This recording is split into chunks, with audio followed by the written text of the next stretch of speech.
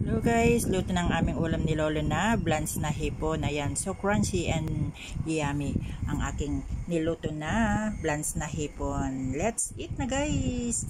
Have a nice day. Kain na po tayo. Ayan, pinapakuluan ko na ang aking hipon. Ganyan ko siya lang iluto guys.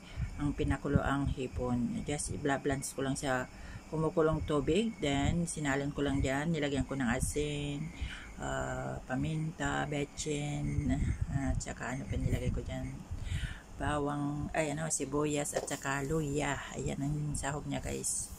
Luto na. Guys, luto na yung ulam ni Lolong hipon. Luto na.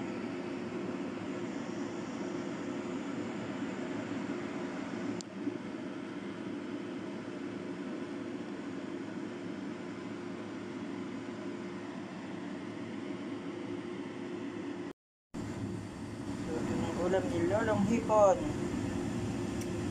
Fresh shrimp.